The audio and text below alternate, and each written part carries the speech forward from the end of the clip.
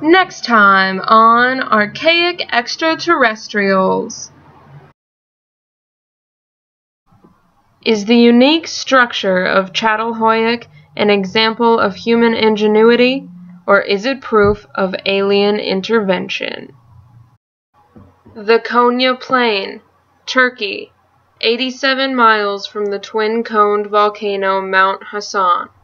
Mainstream scientists believe Catalhoyuk to date to 7400 BCE.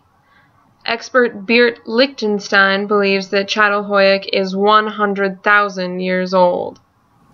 The question we're forced to ask when looking at Catalhoyuk is, who would build a city like this without any apparent social stratification? Catalhoyuk is so unique that it can be without a doubt said that the most significant archaeological find in the world.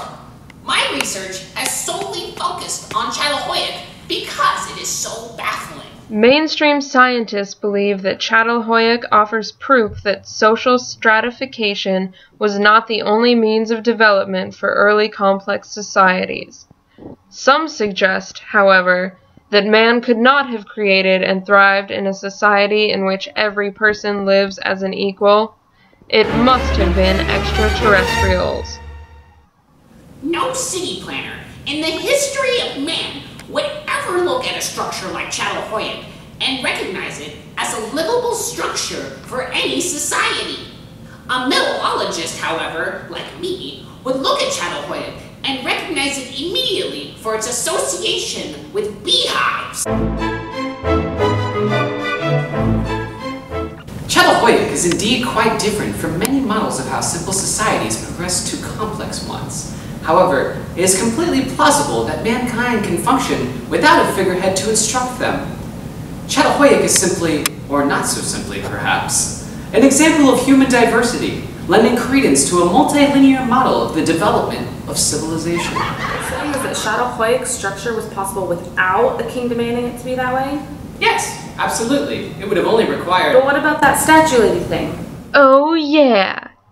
Experts located hidden shrines in the ruins of these mysterious peoples. These religious alcoves contain what some have claimed to be statues representing the mother goddess culture of this ancient society.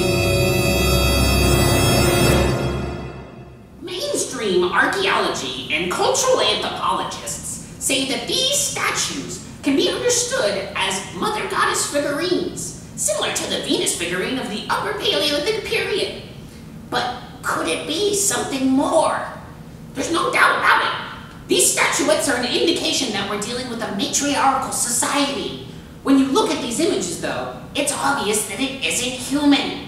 This is some kind of bee-humanoid. No, these figurines are still highly debated in their importance amongst the archaeological community. We've only located 5 of these statuettes this far, and that's out of 200 artifacts. So it seems to me a little bit of a jump to even state that this civilization had reverence for a mother goddess.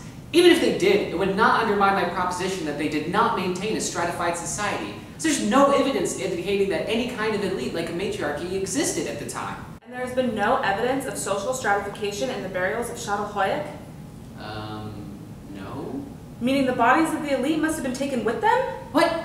No, I just said there were no elite burials. That's what I just said.